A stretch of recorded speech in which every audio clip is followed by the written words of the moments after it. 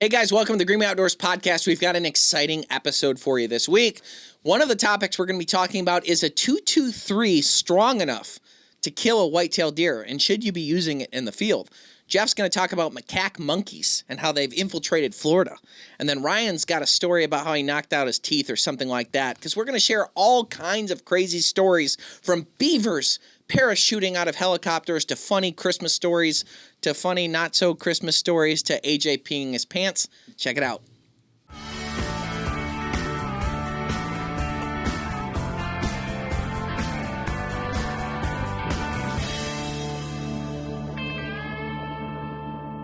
Hello and welcome to the Jingle Bells Christmas edition of the Greenway Outdoors. Happy Hanukkah, Happy New Year, and Merry, Merry Christmas to all of you. I'm Kyle. I'm AJ. My name is Jeff. All right. Jeff, you know what? I think that's perfect that that's your voice, because a lot of people listen to the podcast and they don't necessarily watch it, which, by the way, you can actually see it on YouTube. But when you talk like that, it almost gives like the people that are just listening to it, you know, my name is Jeff, it gives them like a visual representation of what you actually look like. Like, it's accurate. That voice goes with that face. It smells like it tastes. And it tastes like it smells. Exactly. I want you to know that whatever I did to hurt you, I'm sorry, man. Because Then give me back the Pokemon card. No, I'm just kidding. From when we were 9. One of the cool things about this podcast is we're actually doing topics that I've got a topic that I'm excited about. Jeff's got one he's excited about. Ryan's got one he's excited about. But only the person that created the topic knows what the topic will be. So that leaves the other two people to like dive in and be kind of like the viewers, where they're hearing it for the first time and they're getting to give that feedback. And then I'm drinking this. I feel as though I'm doing it in a way that would seem like I'm trying to do product placement. I'm not. But this is Wilderness Athlete's Hero. So now I am doing product placement, but only because I feel like I'm addressing it so that it's not product placement. But it is. But I didn't mean it. And that becomes clear. But I drink these every day. It's called Hero. And it is the Hydrate and Recover and the Energy and Focus mixed in one. And the flavor is like a mango strawberry. And I like it a lot. One of the things that's great about Wilderness Athlete is it comes in powder form and you just add water. The reason why they do that is because once anything gets added into water, it starts to break down. So when you go to the store, grab something off the shelf, look at it. Whatever the facts are on that can have been degrading since the day it was mixed with water and put on that shelf. The proof is in the powder. And the power is in the powder, and that's why Wilderness Athlete does it the way that they do it. They don't make ready-to-drink stuff. Instead, they make just add water stuff, but this is kind of better, because if you are in the woods and you are backpacking or doing anything in the wilderness, it's nice to just be able to add water, use this, and be done. So the other, you get more out of your water. It stretches it out nice. Yeah, definitely, and the flavor's pretty darn good. So anyhow, moving on into the first topic. So we went up to deer camp this year. I took a kid out hunting this year. I'm going to take my girlfriend out hunting this year. I got to harvest a deer. I took Jeff out hunting this year, but he wasn't able to. I just went out hunting. You didn't take me. I took Jeff. No. Jeff goes with Kyle. Come on, buddy. Jeff carries around that little pop gun with the cork on the end. Yep. I've got the controller that isn't plugged in. Yeah. Special little boy. I did drive you, so you have to admit that. Like, you don't. Yeah. Yeah. You did technically take me to deer camp. And the only reason... Despite my objections that I was going to drive, you're like, but then I'll be by myself and sad. I did say that. Why was I going to be sad? My dad couldn't go. Yeah, because of his stuff. Yeah. Thanks for going with me. You're welcome. You're welcome. Kyle goes, thanks for bringing it up. Yeah. and airing out my dirty laundry. No. Going to the same deer camp I've gone every year since I was a kid. If you're not from Michigan, going up north means you are going to hunting land or a lake or a cabin or anything that is off the beaten path. It doesn't even have to necessarily be north. You can just say up north because that's how it is. So when I say up north, that's what I mean. But this deer camp I've been a part of since I was a kid. And one of the things that we've actually done episodes on and that we've been trying to build over the years is the youth hunt and focusing on the youth hunt every year.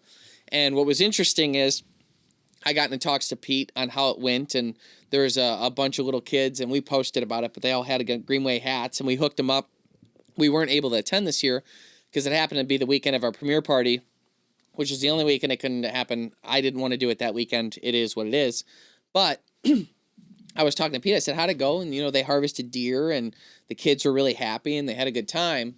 But one of the negatives that took place, and again, I won't say any names because it seems like no matter what, I get roasted for what I say on my own podcast. But I'm not going to say any names. Plus, I don't know the names or the people I'm talking about. I just got this from Pete. But one of the issues that they ran into, and I think you'll find this specifically interesting, Ryan, is the guy's a police officer, and he was like, he wanted his son to use his gun for his first deer. And he made a big deal about it and stuff and brought it up and worked with the kid in shooting and practiced a lot with the kid. The kid shoots a lot, so he's pretty good aim. But the gun was an AR 15 223. So that's the cartridge that they chose to use for deer hunting. Now, my first reaction is a knee-jerk, oh, geez, it's probably a 55 grain bullet. That might not be a good thing. That's really light for a white-tailed deer. With the amount of energy that you need, foot-pounds of energy that you need to penetrate, go through vitals, I just don't see it happening. So Pete was talking about the fact that the kid went out with his dad, and he did have a deer come in, and they shot it, and they did not recover it.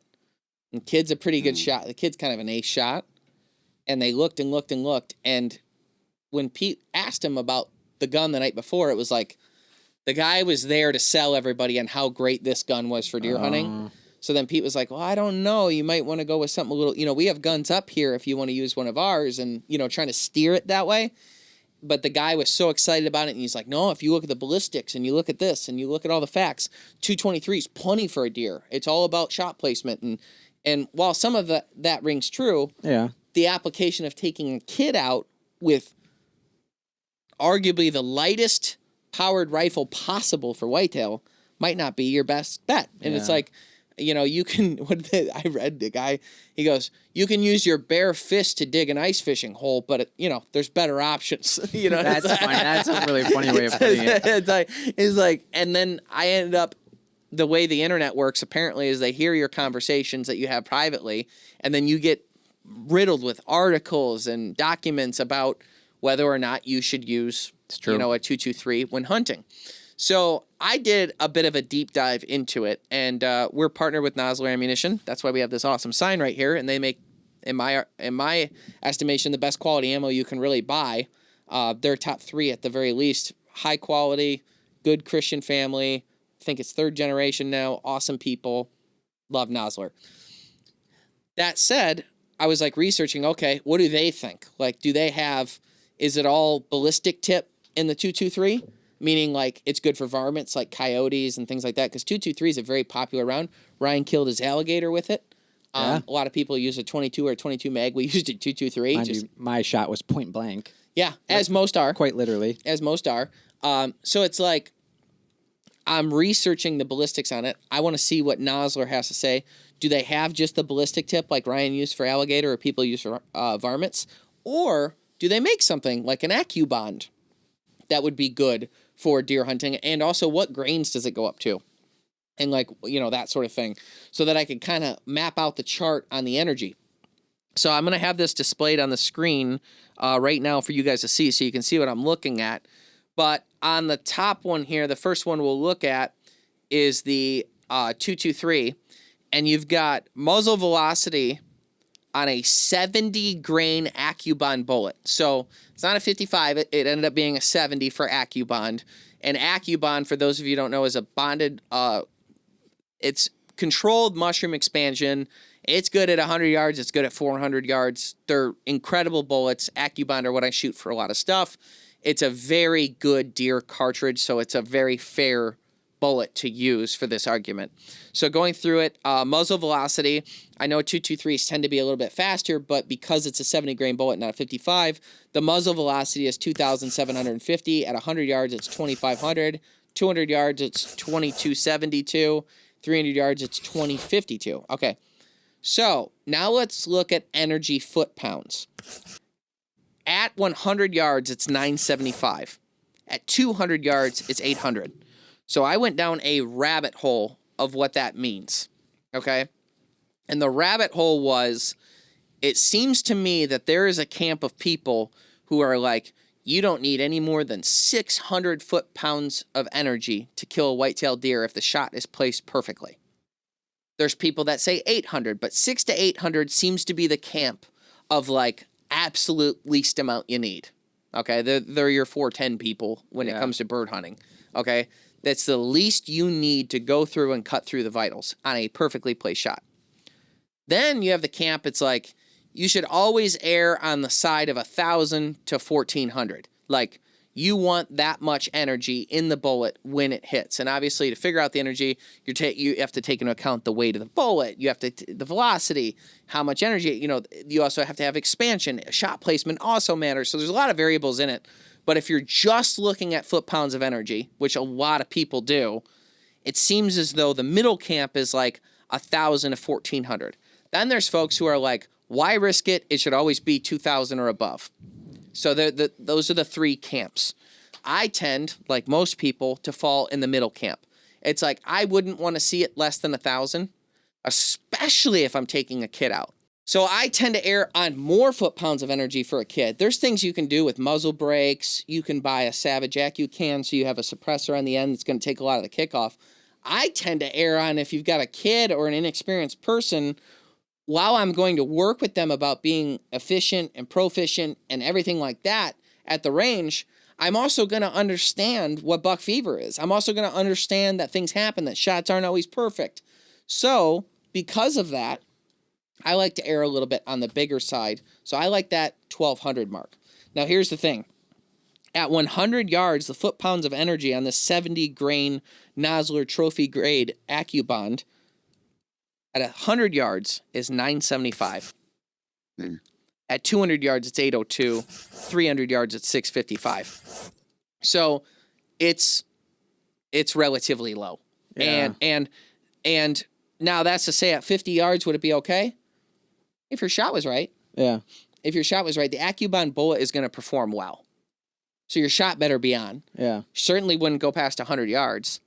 And I certainly wouldn't take quartering shots. They would have to be perfectly broadside, and I'd have to be so sure I wasn't going to hit that shoulder. And can you really say that about taking a kid out for his first hunt? I don't think you should. So then, in order to give a accurate depiction of where this kind of stands ballistically compared to other rounds, I went to, and I'm going to word this very carefully, historically, people seem to think that the 243 is on the lighter side for whitetail deer. I'll word it that way so everyone can quit crying. That's enough gun. I get it. The 243 is enough gun for a whitetail. Is it the best round for a whitetail? Probably not. It's on the lighter side. No one can argue that. So let's look at the ballistics of this. So at the muzzle, the foot-pounds of energy, you're looking at 1920. So this is a 90-grain AccuBond 243, so trophy grade. Identical bullet, just 90 grains instead of 70. So I thought that was a very fair comparison. The 243 at the muzzle for velocity we'll start with, 3,100 feet per second, 100 yards, 2,842, 200 yards, 2,599, 300 yards, 2,368. So it's faster even though it's bigger. It's quite a bit faster too. Now let's look at the foot-pounds for energy. Muzzle, 1920. 100 yards, 1614. 200 yards, 1349. 300 yards, 1120. 400 yards is where it dips under 1,000 at 923. So that historically has been like the lighter bullet. You don't hear about people having a lot of problems with the 243 performing when they're in the deer woods. A 90-grain bullet is about the lowest I would go. I think at the end of the day, when you're deer hunting, you should never shoot under 1,000, and you should try and be at 1,200 foot-pounds. Now, what kills an animal? Nothing stops Ram. Never has, never will. Nothing stops great deals on the Ram 1500. Welcoming back the legendary Hemi V8. I just put in an order for a new truck myself. I was so excited to see that cool new Hemi badging that's going to be on the side of the Ram. The customer spoke up and the Hemi is returning, and I'm so pumped about it. The Ram is the most luxurious, technologically advanced, and strongest version ever. 2026 with the available Ram Cargo Box system to keep your gear locked, lit, and ready. An off-road capability that never quits. Nothing stops the most advanced Ram heavy-duty pickup ever with the available Cummins turbo diesel delivering 1,075 pound-feet of torque, built to tow, haul, and dominate any challenge. And with the Ram 10-year, 100,000-mile warranty, nothing stops you. Hurry into your local Ram dealer today for a great deal. Nothing stops Ram. Bass Pro Shops is the last brick and mortar stronghold for the outdoor industry. In the last 5 years, the Outdoor Fund has raised more than $100 million for conservation. Johnny Morris and the Bass Pro team work so hard to raise money for conservation, raise awareness about the outdoor industry. They're wonderful people, and I'm so glad to be working with them. I've been shopping there my whole life. I walk in the store, I get excited. And one of the best times of year to go is right around Christmas, because from now until December 24th, you can get a free picture with Santa Claus, and you'll get a free 4x6 photo just for stopping in and seeing us. They've got the largest selection of brands and gear for all your outdoor activities. If you can't visit the store, then visit BassProShops.com. Boss shot shells are premium grade and American made, with a direct-to-consumer model that keeps prices fair and down. Bismuth is gone. Tungsten, it's on the way out the door, so Boss went to work developing their new 100% copper loads. They're 50% harder, but they're still old gun safe. You won't have fracturing like we saw with bismuth. There's deeper penetration and tighter patterns than bismuth. They're made in America with raw materials, all sourced in America.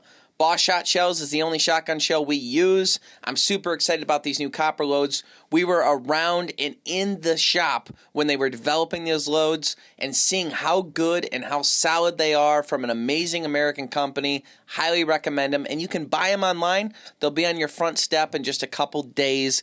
Visit BossShotShells.com. Again, it's BossShotShells.com today. So what kills an animal? Number one, destruction of vital organs, disruption of their central nervous system, or blood loss. So those are the three ways that animals die. So obviously shot placement is important. If you are shooting the vitals perfectly, I'm sure you could get away. I wouldn't want to test it, but I bet you could get away with shooting a really small round. And in this, That's the unfortunate thing with this whole bit is like probably every round could kill an animal. Right. Every round could kill an animal. It's just what like carnage are you going to leave trying to get there? Yeah, and that's kind of where it comes to. So is 223 in the carnage category? And after reviewing the data and looking at it, I think unless you're very sure you're going to make a 50-yard or less shot and you're an experienced shooter who absolutely knows what they're doing and won't take anything but a broadsided shot, I don't think you should use it. And it's the old thing. If I could create an ice hole for ice fishing, punching my way through the ice, or I could buy an ice auger. That's where I'm coming from on the whole thing. So in the end, should you use a 223 to harvest whitetail deer in Michigan specifically because of the size of the deer and so on? Because there's other states like Texas who are screaming at the TV right now, they're small deer, they're 80 pounds, that's a big deer. No, Yeah. Okay, a Michigan deer, let's say an average doe is that someone's harvesting is anywhere from 120 to 150 pounds. I do not think you should use a 223. I don't. And the reason why I don't isn't because I'm not good enough of a shooter. It isn't because I want to tell people what they should or shouldn't do when they're hunting. It isn't because I think there should be a law in place of it. It isn't any of that. I just simply think that there's better tools. It's a social standard. You might as well use a better tool. And realistically, 243s aren't expensive. and and the ammunition isn't expensive, and there's 308s and 243. There's a bunch better choices. And to give the kid his best opportunity to harvest a deer, I think they should have used a different one. Maybe a 243, maybe one of the 270s we offered him. And that was the other thing too. So then I pulled up the ballistics for you guys on 270 Winchester. So this would be, instead of going like the minimum route, like I was talking about, for a whitetail deer, now let's look at 270, which is probably top 3 most used rounds in Michigan, if you don't count the lower, the lower area, so in the upper zones. Because from here and down, you basically have to use old tack, straight wall cartridges. So in the rifle zone, I bet, let's just say a lot of people use 270. Muzzle velocity on 130 grain, same bullet again, by the way, but it's a 130 grain bullet. Muzzle velocity is 3,075. 100 yards, it's 28.52. 200 yards, it's 26.41. And 300 yards, it's 24.39. Energy in foot-pounds. At the muzzle, 2,729. 100 yards, 2,348. 200 yards, 2,013. 300 yards, 1,717. 400 yards, 1,456. That's about as far as you're going to shoot in Michigan. Mm-hmm. And a yeah, right, the 100 yards. Yeah. But for a 270, they don't kick that bad. They're not an overwhelmingly big round. 130 grain is not too much of a punch to the kid. You can get suppressors. You can put muzzle brakes on. You can use a heavier gun. There's a lot of things you can do. But then imagine, there's no mystery there. That is way more than enough. Mm-hmm. And you're good to go. And you can't say it's overkill, because if you're just shooting the vitals and out the other side anyways, well, you're ruining 1 or 2 more strings of rib meat. Mm-hmm. Like, what are we talking about? So to me, it's just a safer bet. What is the bit with, like, let's see how low we can go? I actually think it's weird. I don't get it. I think it's weird. I feel like I would want to be so entirely comfortable that when I lay that shot down, it's like, if it hits, it's catastrophic. Like, that's it. Like, right. There's no questions. Yeah, I don't know what it's like. It's a weird, in this case, I don't think it was, by the way. I don't think it was an alpha male mentality thing. I don't. But a lot of times it is. It's like when we met that guy when we were moose hunting. He was part of the Department of Natural Resources in Maine. And he asked me what I was using for moose. And I said a 300 WSM, which is a Winchester short mag. At 300, it's not the meanest 300 by any stretch. And it's a 180 grain bullet. And decent ballistics. But certainly not overkill for a moose. And he was like, what are you using that bazooka for? You and everyone else comes out here. You shouldn't use anything more than a 243. You should be able to drop a full-size bull moose with a slingshot, you idiot. Yeah, but it is that mentality. And it's like, okay, could I kill a moose with a 243? Yeah, but it better be like perfect situation. I better not be nervous, so on and so forth. But why? That's what I don't get. The whys. I can't get myself to that why. Well, because you use the least amount possible if you're a real man. I mean, it's so stupid. Yeah. And we see it all the time. Yeah, we see do. People attack us all the time. Oh, you shouldn't use this. You shouldn't use a 12 gauge. You shouldn't use a 20 gauge. You shouldn't use a 28 gauge. You don't need anything more than a 410. I don't know what the mentality, but it is an alpha mentality. Like, they're a better shot than you, so they can use these tiny little things, and that's why they're superior to you, and you have to use a big one because you suck. And it's like this. That argument really only works with maybe shotguns. It's like being like, I'm a better shot because I use strictly 410. Well, okay. It kind of works for rifle, because if you are using a 223, it better be a perfect shot. Like, you have to hit only vitals. Yeah, that's fair. Yeah. So, but nonetheless, the argument on the shotgun thing like you made still stands. I don't know what the mentality is, but I will say this. So let's jump to the other side. I would invite everybody to stop it. That period. Full stop. I would invite everyone to just be nice online. I don't know what it is about ballistics and guns and gun people that this alpha male mentality has to come in, and they have to critique what people use, critique what they do. Don't get me wrong. There's definitely the idiots on the far side that are like, use a 375 H&H for a 90-pound whitetail. Like, I get there is the extreme on the other side. Mm-hmm. I think use something that makes sense, and then don't judge people for their usage, even though you could argue that this entire video is about me judging people using a 223. But what I'm saying is, I'm judging them because they're judging everyone else. Stop it. The fuel to shoot a 223 because you're an alpha hunter who can use this tiny little thing and other people can't. It's weird.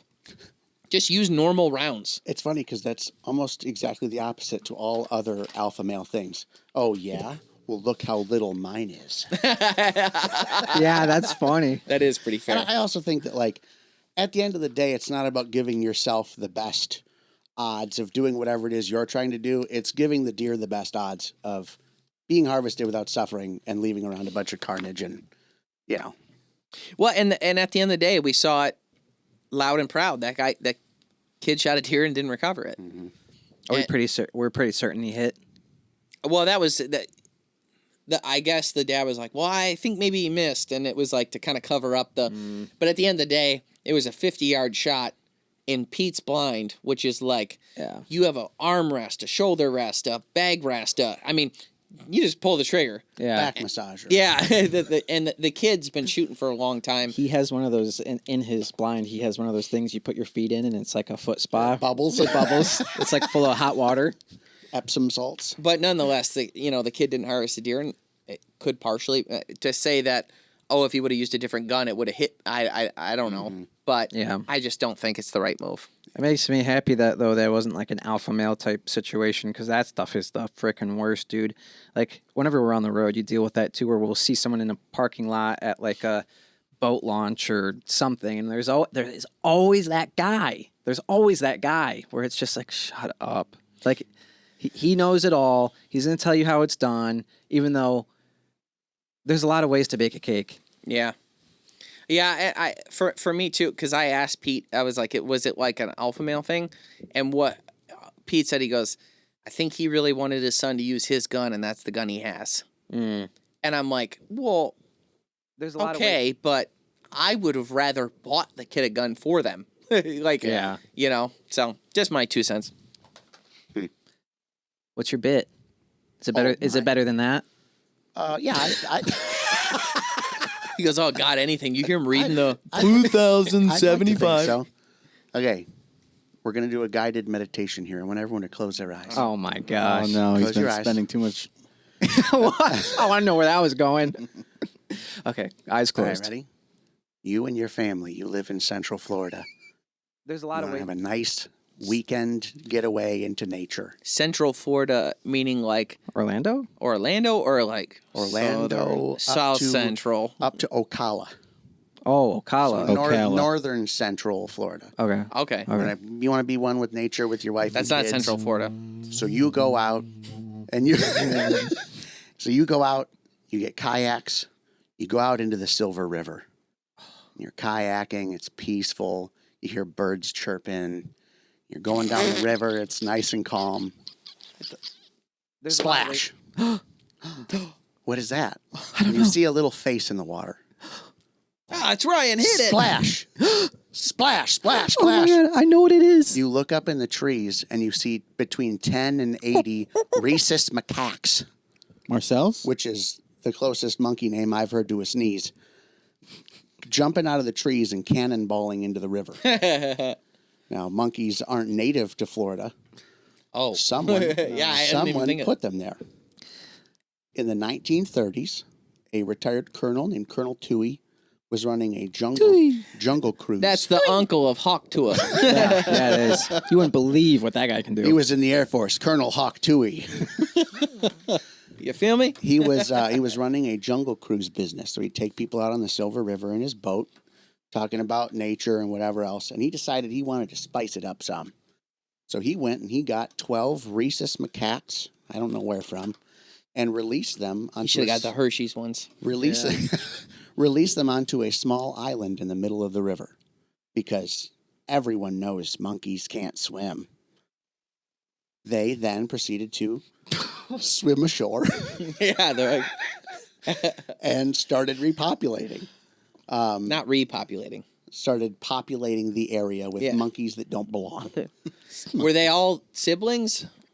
There was only 12 of them, so you take that for what you will, I guess. Well, I don't want to know. Were two of them brothers? It was so popular that at one point he released another dozen sometime in the early 1940s. He's got to keep it going, yeah. Since then, This guy was doing this, like, in the build-up to World War II and during World War II.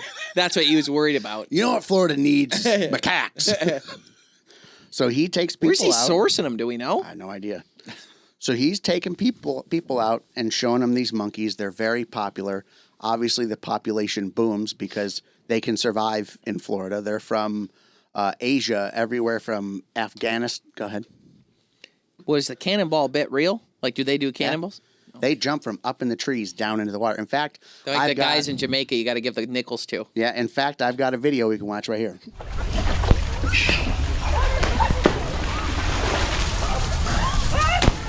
So these monkeys got up to 400 in their population by the 1980s.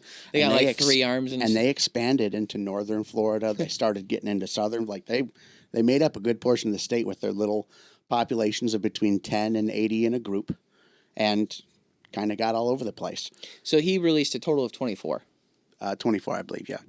But they're native to in Asia, from Afghanistan to China. So they have a pretty wide range. They can survive in a lot of different habitats, and there's plenty of food there. So they start, because they're invasive, they start negatively impacting birds, squirrels, all the local populations. They eat bird eggs, which I hadn't pictured a monkey doing, but they're omnivores, so I guess I did. You want to have a good round breakfast, you know. So people experiencing these monkeys now throughout Florida aren't used to seeing monkeys in the wild, so they do what stupid people do when they encounter wildlife. They go, and they try to feed them. If you make eye contact and slowly approach them, that's aggressive behavior for a macaque. So they now take you as a threat. And if they don't, they see you as a source of food because you're feeding them. And then if you don't feed them, they get mad. And then they'll also get aggressive because of that. They've also found in several instances where people are feeding them, and then they'll come and steal something from you and then trade it back to you for food. Oh, that's fun. I like that. So, yeah, they're pretty wild, but the big problem is they also are one of the biggest carriers of herpes B, which is a herpes virus that is, I think, specific to macaques and or monkeys like that.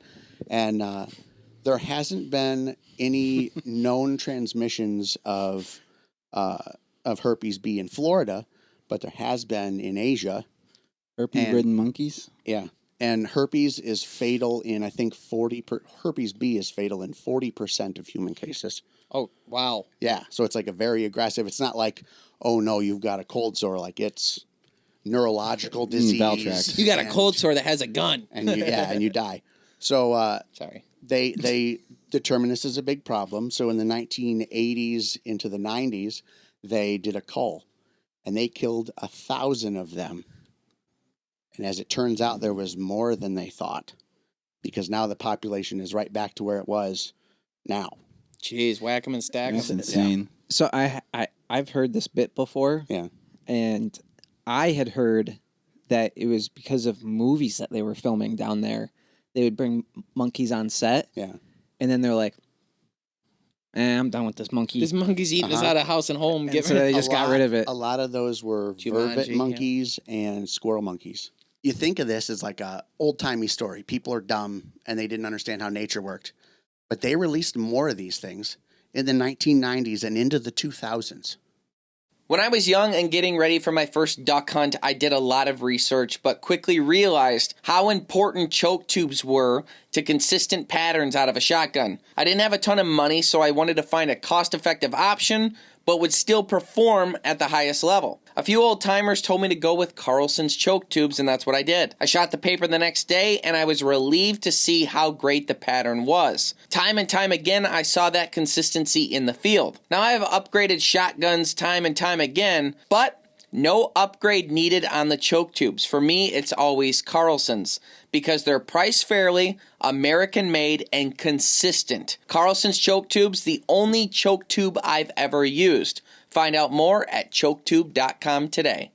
Trijicon is a company of hunters, so they understand your obsession, the family traditions, the early mornings, the year-round planning, and yes, the search for any edge you can find for a successful hunt. Whether you're in the woods of Georgia, the mountains of Montana, or the plains of Africa. For decades, Trijicon optics have been trusted by America's greatest fighting forces. They took what they learned and packed high-quality technology and features into hunting scopes that were built to take a beating and hold zero. Edge-to-edge clarity from dawn to dusk, fast on target when it counts. Red dots, thermals, or high-quality hunting scopes, Trijicon has exactly what you need for your next hunt. Visit Trijicon.com for more information. The Savage Arms founders did not mess around, and their spirit of American get-it-done ingenuity has always been Savage Arms' driving force. All of their category-changing innovations have come from a place of principle. Savage is constantly looking ahead, finding new ways to leverage technology and to push performance even higher. What I love about Savage is they have a gun for everyone. With literally thousands of SKUs, you can rest assured there's a Savage product for you. Whether you're on a budget or looking for the most premium product, Savage Arms has a gun for you. This year, I'm running the Savage Renegade in 12 gauge for my shotgun, and I'm going to go with the 110 KLYM Climb in 300 Win Mag. Visit savagearms.com to pick out your next family heirloom. When it comes to my hunting, a quick, clean, and ethical kill is extremely important. You can have the best gun, scope, boots, and gear, but the only thing that makes contact with your game is the bullet you shoot. To me, the bullets I bring in the field are the most important gear in my pack. Since my dad took me into the woods for my first deer hunt, I've been using Nosler. Nosler products lead the pack because they're built with equal parts ingenuity and integrity, passion and precision, consistency and confidence. Nosler has always been a premium product, but now they also have a new whitetail country ammunition for hunters who are watching their budget but demand high-end performance. Find out more today at nosler.com. So they released additional monkeys in the Keys. How are we not learning from this with these monkeys? I couldn't find who released them, but they released these macaques in the Keys. Now, the Keys are more isolated, so they're less likely to spread. But they started living in the red mangroves, which are along the shoreline, and then started negatively impacting the mangroves. That started causing erosion. Everyone in the Keys hates erosion. They're like weird about it. So they went in and exterminated all of the macaques in the Keys because they're less, they're just right there, so you can get to them, pop them. Yeah. That's my. And they wiped them out. Monkeys living in Just in the I'm pretty Keys. sure there's still still monkeys up throughout mainland Florida. They're everywhere. And wild. if it's anything like the snakes, they're not going to get rid of them. Mm-hmm. Like they're just there now. Yeah, like That's crazy. How did they exterminate them? Do you know? I don't know. My dad had a bit. Probably a similar call. It'd have to be at least a 223 because you need the right grainage. How many foot-pounds? I've got a chart. How many foot-pounds of energy does it take to kill a macaque? Nice. You want to know by now. My dad had a bit when I was a kid. Like anytime I went somewhere as a kid, like it would be like Camp Macaque, which was like a summer camp. Yeah. Or Abby went there too. Or like a nature center. Mm-hmm. Like bee farm. Anything. He'd be like, "Did you see the monkeys?" Oh, that's funny. Or like anywhere. I don't know. Anywhere we went, did you see the monkeys? And then I grew up thinking there was monkeys everywhere. I'm like, I didn't see any monkeys. What the? He's like, huh? That's weird. You didn't see any. And they weren't there. That's your whole bit? That's it. That's your whole story That's today for the about- podcast? No. I'm just kidding. What I think is funny is that somewhere in all of our heads is floating around facts that we learned from our dads That aren't that true. are just plain false, and we don't know it. You know what's funny is I don't have a kid yet, but I don't picture wanting to lie to him. I do. For me, I picture me wanting to lie to your kids. Yeah, You gotta make it fun. Uncle Ryan said there's monkeys. Was he pointing at Uncle AJ? I'm just kidding. So my bit has to do with people moving animals around as well. Actually, Okay. After this takes place in the 1940s, just after World War II, Idaho Get your specifically. own story. God. Yeah, same time frame. Man, they really liked moving animals around in that time. They were doing the turkeys too. That's right. So this is called Operation Beaver Drop. So, post World War II in Idaho, the state is starting to get a lot more congested with people. There's a lot of towns expanding outwardly and neighborhoods Everybody's being working built. at the paper mill. Everyone's working at the stinky paper mill in Lewiston. And they're beginning to have these issues with the beavers kind of overlapping into the human spaces where they'll build a dam and then it will flood out a neighborhood, or it will their irrigation drainage or whatever. It's just destroying things. So, And you can't reason with them. no, you can't. You can't. No, they just slap their tail and run. So people complain about it, and a biologist, Elmo Heater, or Hater, Heter, Elmo? You gotta stop doing that. We gotta get rid of these beavers. his assistant, did use him as a puppet. Elmo? You do like a puppet. He came up with the idea to put the beavers into special wooden crates, attach surplus parachutes from the war. So take the Leftovers. the leftover paratrooper parachutes, and push them out of airplanes over the Frank Church River of No Return Wilderness. Frank Church River of No Return Wilderness. So they're gonna fly them up in a plane, bring them way out into the middle of nowhere, and just drop them off. So catch the problem ones, bring them away. Well, so they're being parachuted in. Yeah, that's the idea. That's the hope. Is it's still idea. But so is the cage unlocked and they'll figure out how to unlock it? Or what is the... I would.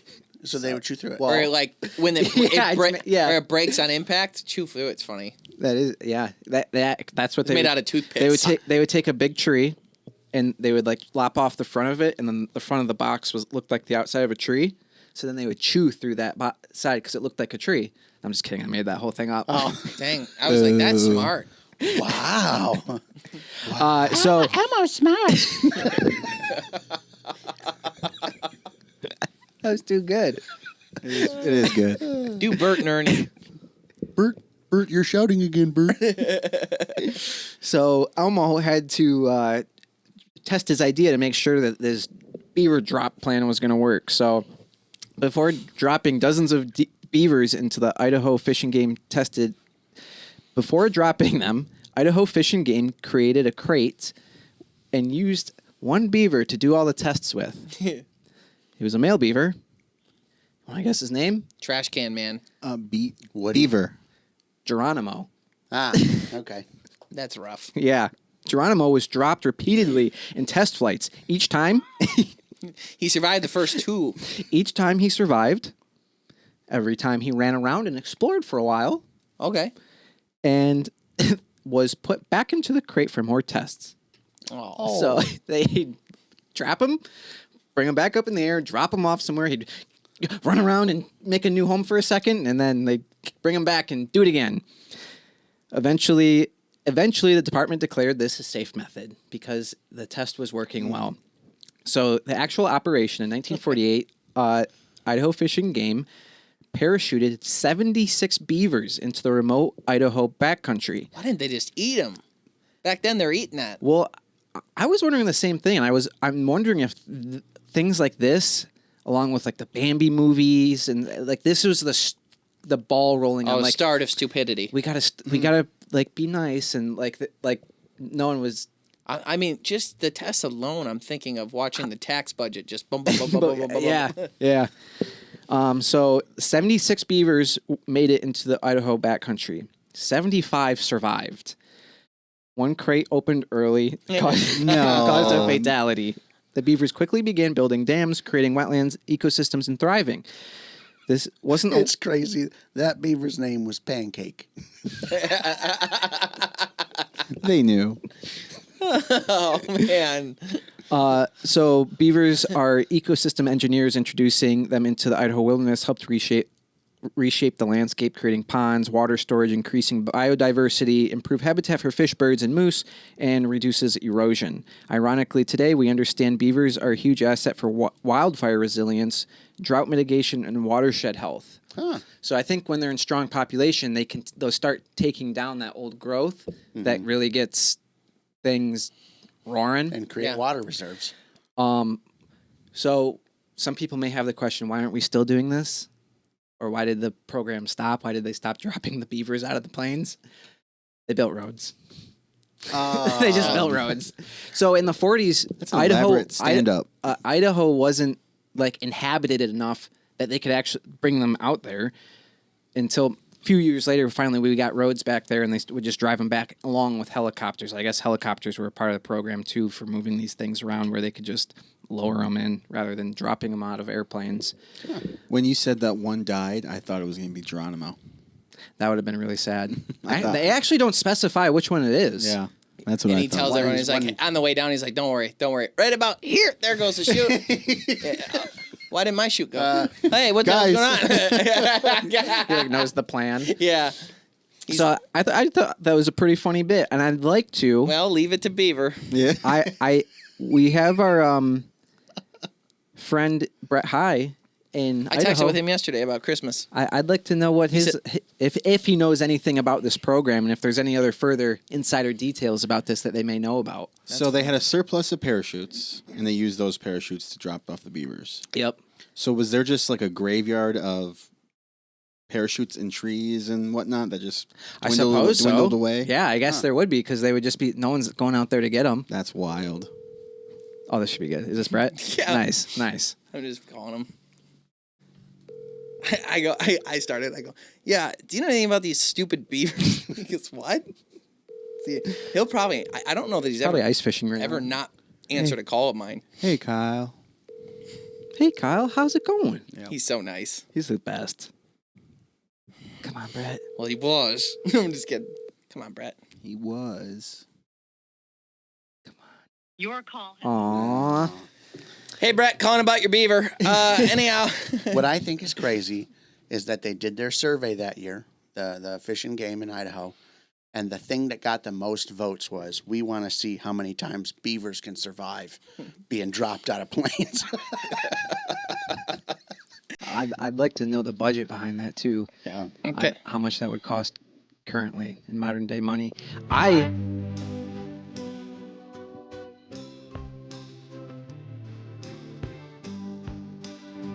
Never mind.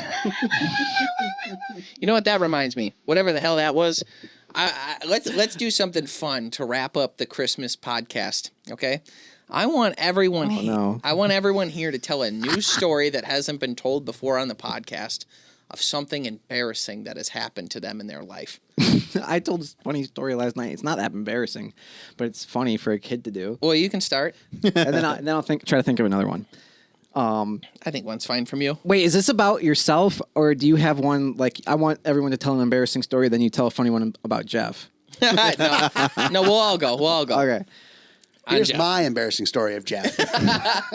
Mine last night that I was... Last night, jeez. Yikes. I was telling the story last night, and I remember as a kid, I was probably like 10 around when I was like thinking this was like, I would make popcorn, and then I would like take like a cosmic brownie or like a chocolate bar and like put it in the bottom of the bowl, popcorn bowl, and then put my popcorn on top. Why? This is where the bit is I'm like, I deserve this. Like, I had such a hard day at work. Like, I deserve a treat at the end of my popcorn. As if the There's so much popcorn- hard work to eat all this popcorn. I deserve a treat. I'm eating this vegetable. I deserve it. I deserve a dessert. That's what you thought? It's kind of like the crust on the Pop-Tarts. AJ, what do you got? You can tell everybody what you did to Andy. On the Trampoline? Oh, yeah, no, that's not that embarrassing. It is for him. It is to hear your Losing your virginity in 8th grade is a big deal. No, I'm just kidding. That's not what happened. on the trampoline. That's not what happened. AJ just beat him up a little. So I think I was 10 years old, and Sorry. Little League. I'm playing left field because I wasn't good. Oh, no. And Because I wasn't good. and Left so field. it's like right field's bad. it was right field actually. Dang. And You even got that wrong. No, I'm just kidding. Those 6-inning games. I think it was the third inning. It's getting close to 7 p.m. and I'm out there like not getting any action because no one can hit out there. And I'm like, I really have to piss. This is getting ridiculous. And the inning just kept going and Oh, going no. and going. And And you're not sure thirsty. enough, I had to go, and a ball got hit to me. On the run, bro. I'm on the run, and I think I get it, and I on my knees I throw it, and then I just collapse on the ground. I'm face down in the grass, and I just piss myself. When did the pee start? Yeah. After the throw. Oh, it was like that oomph of the throw. And once I started, I couldn't do anything. So when the stream started, do you think the ball had left your hand yet? Or is it like during the throw? These are the important facts we need to know. It was probably as like the release. Okay. Like piss. Yeah. And then so then I'm we all like, did it. I'm just crushed, and I'm like, what am I gonna do? And so like I'm laying down as if I'm injured, and the coach comes. You were one of those kids? He's like, what's going on? And I'm like, well, that's a great way to get all the focus on you, dummy. I pissed my I pissed my pants, blah blah blah. I'm so embarrassed. So then like coach was good, and he's like, he okay. goes, oh, So like love everybody. This kid peed his pants. He thinks peeing his pants is cool. The fourth grader with the beard peed his pants. No, just kidding. I don't know. So I think he managed to like pick me up and like went along with the bit as if I like was you're injured. That's cool. And then You're like, so then I weird thing was he kept the pants. You know, You give me those, I'll wash them. and to complete the bit. So then I leave and blah blah blah. And then the following game, there's a porta potty at the field. Oh, you're the problem. Yeah. No kidding. Yep. Wait, say it. There's a they brought a They porta brought potty. one, yeah, because there wasn't wow. one there then. And then so the following. Where was the game, fields? Can you imagine It was the ones behind the high school. You were brought up in a community meeting. Yeah. There was a community meeting where they're Yeah. like, we got kids pissing themselves out Yeah. here. We absolutely need the porta potty. 100%. Yeah. That's pretty great. Thank you for sharing. Yep. I'm glad we all kept it civil. He The goes, coach keeping the pants though. really funny. Then Kyle goes, all right, well, you can check us out on YouTube, Instagram, and we'll see you next time. Stay green. Yeah. Just to get AJ to. Hey. No, I got a story coming up. Hunt to help them fill their freezers. Create hunt strategies for your property and custom waypoints. View wind forecasts for individual stand sites. Integrate with cell cameras, and so much more. For me, OnX is my go-to tool for hunting public and private lands. It prevents me from trespassing, helps me scout, and even offers trail camera integration. For 20% off, use code GREEN20 at checkout. Know where you stand with the #1 hunting app, OnX Hunt. Joy and Blokes were created to disrupt the outdated one-size-fits-all approach to hormone and preventative care. Joy and Blokes carry all kinds of products from TRT, GLP-1, smart supplements designed specifically for you and your blood work results. The process to getting optimized begins with blood work and a consultation, which now you can get 50% off your initial lab work and 15% off products using code THEGREENWAY at joyandblokes.com today. That's JOI and BLOKES.com today. Ego Fishing has one mission: provide the savvy angler with the most advanced, innovative, and tactical-driven fishing gear on the water. The Ego S2 Slider landing net system features cutting-edge handle extension technology for total control during fish landing. With a simple push or pull, anglers can adjust the handle length in real time. Its modular design allows for quick handle removal, easy storage, and accessory swaps. Available in 4 hoop sizes, 3 handle lengths, and multiple attachments, it's a game changer in sport fishing nets. Ego makes all kinds of extremely high quality and innovative fishing products. I don't hit the water without them. To find out more, visit egofishing.com today. Wilderness Athletes' mission is to make their customers' lives better every damn day. That is their guiding principle in every facet. From the products they develop to where they source the ingredients, how they treat the customers, how they ship, all the way down to the way they package the products. They've been dedicated to customers since 2004. They're hunters, adventurers, parents, and lifelong learners who never settle because you don't either. They make everything from protein shakes, multivitamins, supplements, and and on-the-go snacks in the field. I put a personal guarantee on the quality of the ingredients, and I can attest to how effective they truly are. Wilderness Athlete is owned and operated by hunters and anglers who hunt and train hard. For more information, visit wildernessathlete.com, and for 20% off your next order, use code GREENWAY20 at checkout. That's wildernessathlete.com today. Hunting wild game is hard work. You don't want eating it to be even tougher. I'm always looking for a sure thing when I prepare my wild game, and that's why I choose Rufus Teague barbecue products. They have a huge collection of seasoning and sauces that will make your wild game incredible. I use the chicken rub on birds, I use the meat rub on venison, and I use the sauces for that perfect pulled goose recipe. They also make an assortment of extremely tasty snacks to take into the field with you. I recommend the honey roasted barbecue almonds.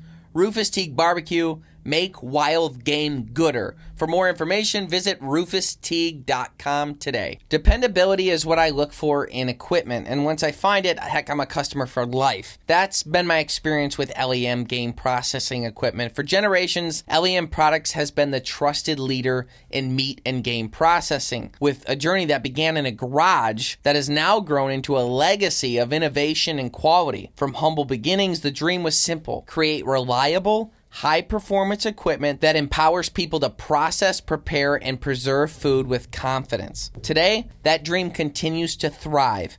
At LEM, they believe the journey of home processing is both rewarding and empowering. I know I feel that way when I go out and harvest a deer or ducks or fish, and I come home and use my LEM game processing equipment to process that meat, put it in the freezer, and have it ready for my family year-round. To find out more and how you can use these products to process your wild game, visit lemproducts.com for more information. I love the flexibility and excitement of using a climbing tree stand during deer season, but when my life is on the line and I'm trusting my climbing tree stand, I always trust Summit tree stands. I've now owned 3, and I've never had them let me down. Summit tree stands are carefully engineered to be the most silent, secure, comfortable, and concealed hunting tree stands on the market. From versatile climbing stands to adaptable hang-ons, all of Summit's tree stands are built to last. Now that's why you will receive a 5-year warranty with any aluminum climbing tree stand in the Summit lineup. All Summit stands are designed and engineered to meet or exceed the ASTM industry standards, recognized by the Tree Stand Manufacturers Association. Here at Summit, we know what it takes to make quality products. We don't just build them, we use them. And we don't build stands that we think will work. We build stands that we know will work. For 15% off, use code GREENWAY15 at checkout at summittreestands.com. My story, relatively similar, but it is Christmas themed. We were in elementary school. It's a big elaborate story Eggnog about how piss. he ate my whole Easter basket one year. I'm like, that's what happened. It was, I think it was first grade, and it was the last day before Christmas break. So we're all excited. It had just snowed a lot. Is this a Steven Lurchenfeld? No. No. So I put on my snow pants, and I start getting ready to start walking home, and I have to pee, but I already put on my snow pants. Well, I'll make it home. It'll be okay. It's only like a 4-block walk. So I start walking. So you're I shot. do the walk. As I'm getting there, it's like, oh, man, I really got to pee. Was I with you? Oh, no. Oh, you're shot. no. I really have to pee. And I'm still probably 7-8 houses from my house. So I start kind of like doing the, like, I'm not running, but I'm kind of jogging a little. I make it to the house. I get inside. I do the, and I pull down my sweatpants and I pee. And I was still wearing pants. And I wasn't in the bathroom. You pisser. Yeah, you were in the bathroom at that point? You'd made it? I made it all the way there just to not undo my pants and pee in my pants. Tell everyone about the scissor fight with Steven Lurchenfeld now. Ew. Yeah. So we're in second grade. We're in second grade, and we were doing some kind of art and craft, and it's second grade, so everybody's got the like safety scissors, that have like the plastic guard on them, whatever. So they're safety scissors. So you can't cut yourself with them because they're safety scissors because we're in second grade and that's what we think. He'll live by On that with the still. chlorophyll. So we start with scissors going, like a sword fight where you're getting scissors, whatever. This jerk closes him on Steven one of them. Lurchenfeld, who low-key kind of looks like Arnold Schwarzenegger. Yeah, kind of. He's got the same... Yeah. Yeah. But so he closes him on one of his thrusts and caught my finger. And I've got a scar you can probably see from there, that little white line right there. I needed 14 stitches. 14? He had a Yeah. whole thing on his hand and everything. It went from the middle of my finger all the way around to my nail and just cut straight into it. Just cut off your finger. Yeah, he attempted to cut off the tip of my Sounds like finger. on purpose, too. I hear about it, and now I'm like, now I got to fight Steven Lurchenfeld. You know? Yeah. I didn't, though. No. You're 2 feet tall. I didn't do it. Maybe. What I just thought of an a embarrassing story. hobbit versus Arnold Schwarzenegger? He's not What are we gonna gonna win. do? I was defending your honor. Yeah, he cut off like half his finger. He had a big old cast on for a long time. A cast? And, well, like a finger cast. Little splint, sure. Whatever, freak. Go ahead, tell your story. My embarrassing story would be If you're not ready, it's okay. no, it was sad. The first Here time we I go. got my teeth busted out. The first time. Because this happened more than once. So you're That I shot. busted my teeth out. It was in 6th grade, FIS, Fenton Intermediate School, which would have been 6th grade. We were in art For the class. slower kids? Yep. Okay. Yes. What if it was? Yeah. Well then. And it was in art class, and I don't even remember what project. I was standing at the art table, not sitting down, because you know how like boys just will like stand and do stuff. Yeah. So that's what I'm doing, standing, cutting something out, doing something, and I get my shit rocked, yanked from my hood, pulled backwards, just like full force. Like it was a lot, and it like grabs your neck and like chokes you, and then I'm just being dragged across the ground. And I'm like, what is happening? And it was someone I thought was a friend. I to this day have no idea what provoked him. Oh, jeez. Yeah. I don't know what his goal was, because it shot was stopped by like he had accidentally kicked a chair, like one of those stool chairs, and it like kind of like came at like kicked towards me, but also like went up on one leg. It kind of like swung around and hit me straight in the mouth and knocked my teeth out, my front tooth. Mm-hmm. And I'm on the floor, and then like I'm just like stunned, and I pull my tooth out of my mouth. I'm like, what the? And Hold on. I'm having trouble following this. okay, When were you grabbed? Yeah. You're telling the story. You got grabbed. You have no idea why.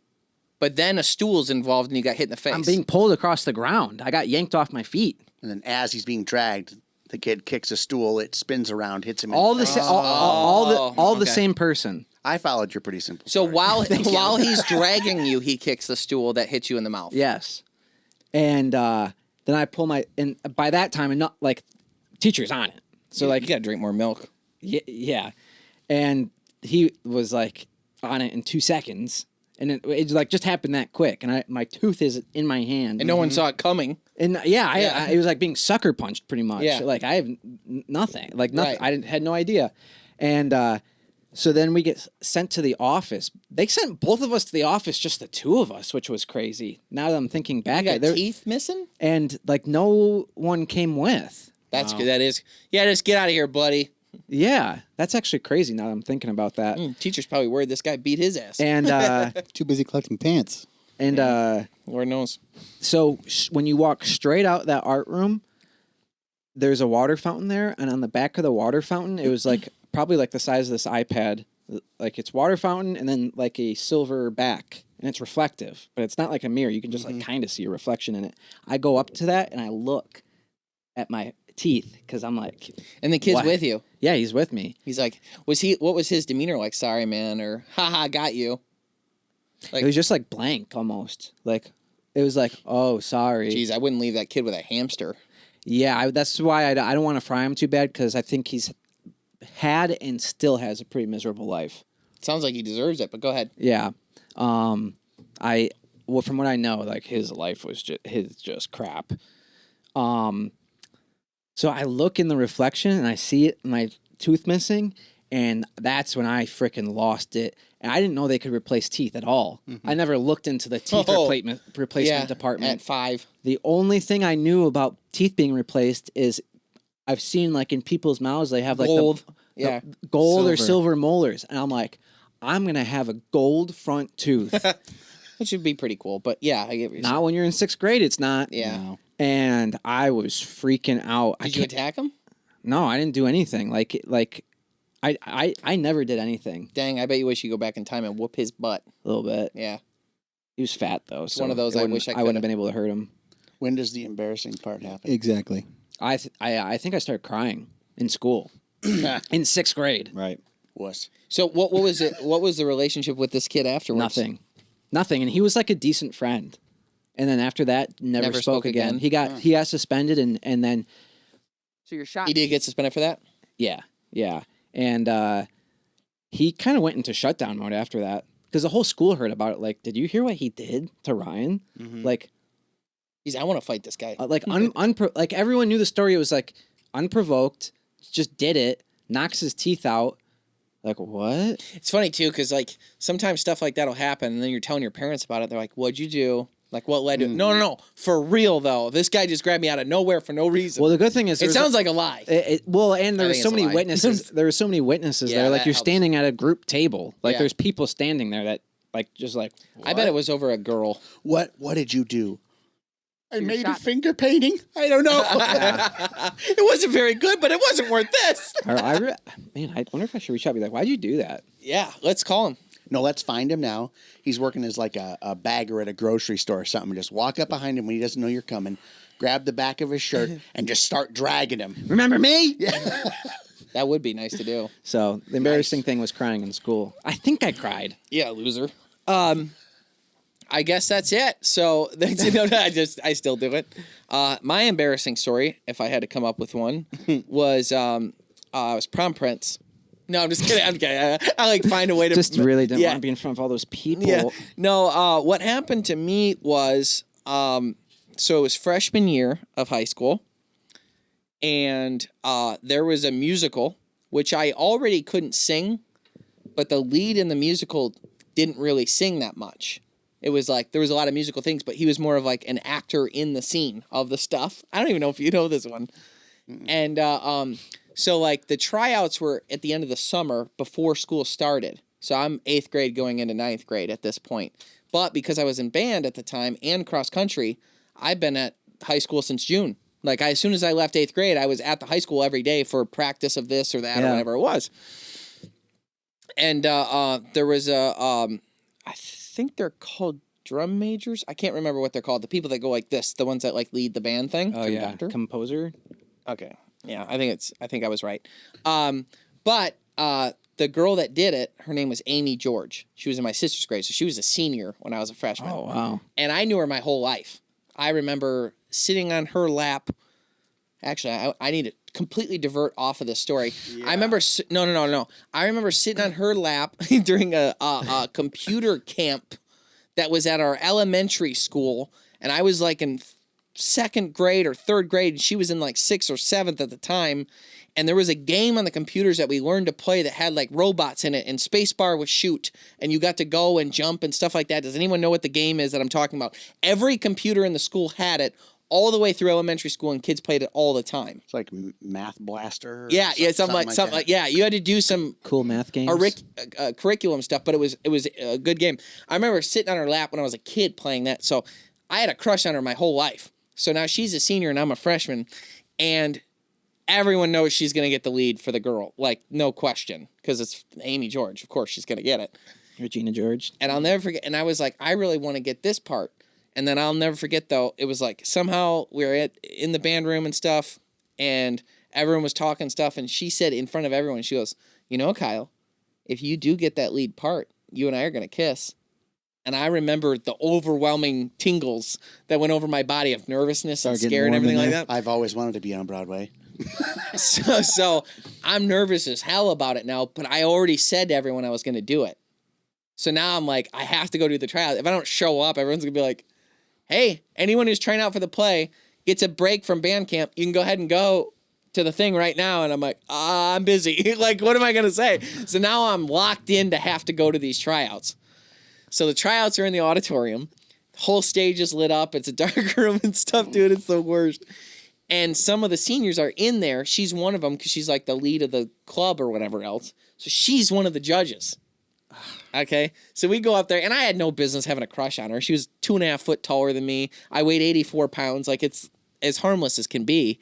But nonetheless, I think it's real, though, at the time. So, dude. Oh, man. So, Oh, no. It's bad. I was telling Andy about it the other day.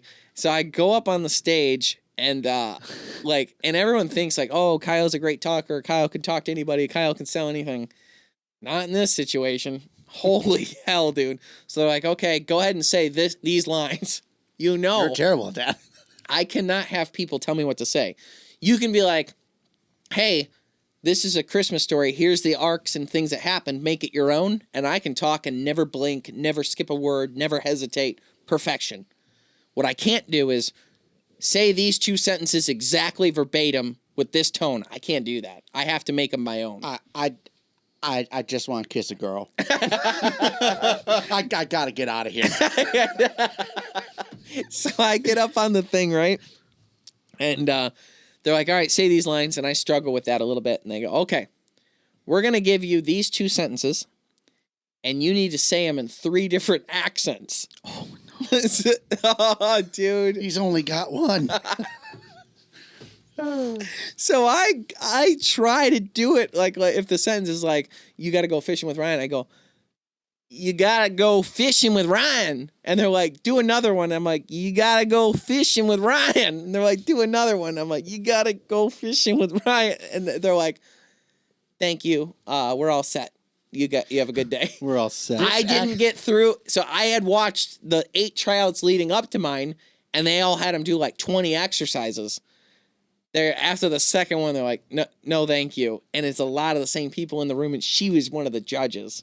And then I had to see her every day after that. And then friggin' Sean Dutton got it. You got to kiss her? Little did they know, he did a spot on Northern Alabama accent, a Southern Tennessee accent.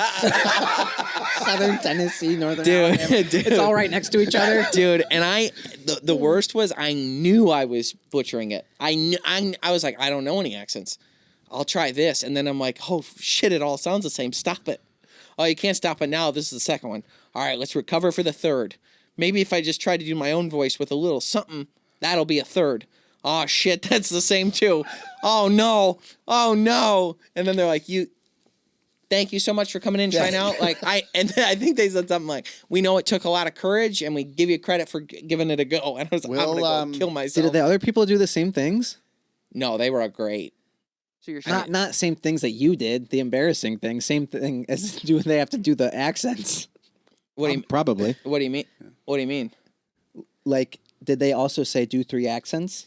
Yeah, but yeah. So like, I should have sniffed it out, but I only watched 2 people, and like for whatever reason, I was like, that's the least of my worries. I don't know. That's what you had to do. Yeah. Like, no, not me. That's not my problem. Yeah, I don't know. I watched other people apply. They did that. I probably was like, ugh. But And by then, he never went back to theater again. Yeah. I didn't.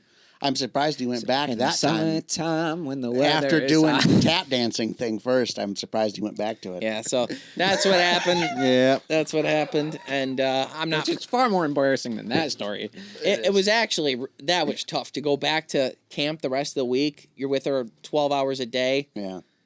And everyone was building it up that you might get the part because you are good at talking. But actually, And you told them that you were getting the part? no, I told them I was trying out. Oh, okay. I never was like- I thought you were you No, told no, them no, no. I am getting the part. No, I certainly wasn't, and certainly didn't. So, yep, that's my embarrassing story, and we hope that makes your Christmas a little bit better. And that's what's great about Christmas time. You get to sit around and bring up old stories that make everyone uncomfortable. Yep. And don't forget what the season's about. It's about Jesus. So he was born that day, and it's his birthday, and you're kind of celebrating that. What did we hear the other day, the quote the other day that was funny? That was like, oh, yeah, I guess. Oh, your niece, her Christmas list, where she was like, Oh yeah, she's like, she was writing a list to Santa, and she goes, Thank you and happy birthday, Jesus, a.k.a. Merry Christmas. Which is really funny because technically she's right, and I had never heard that before, where Merry Christmas is technically also known as Happy Birthday, Jesus. I thought that was pretty funny. But thanks so much for tuning in to the Greenway Outdoors podcast. If you are listening to it, you can also watch it on our YouTube channel and soon to be Waypoint TV. If you'd like to check out seasons 4 and 5 of the Greenway Outdoors TV show, you can find it on our YouTube channel and Waypoint TV. Season 6 coming soon. It's already been released on History Channel. A lot of you have already seen it, but being able to watch it on those platforms will be coming very soon. On top of that, we're still doing the weekly vlogs. They've been a lot of fun. Hoping you guys will start watching them soon. But we've, the main TV show, The Wilderness Chronicles, the podcast, do well. The vlogs haven't yet. My hope is that they will. They're so funny. They're very fun. The thing is, people aren't finding it. So maybe we're not advertising it well enough, but I'm doing that right now. So, yes, we have a weekly vlog series can be found on our YouTube channel. Also funny. Also, check out thegreenwayoutdoors.com, our new website. It's really built out. Lots of merch, lots of stuff there. Thanks so much for tuning in. And join us next week for Andy's going to Stay green. He's going to teach us about Jewish tradition. Hey guys, we hope you enjoyed this video. Thanks for watching the Greenway Outdoors YouTube channel. For more content like this, we need you to support our sponsors because they care about conservation and the Greenway Outdoors message. And today's top sponsors are Ram Trucks, Ego Fishing, Dynamo CX, and Carlson's Choke Tubes.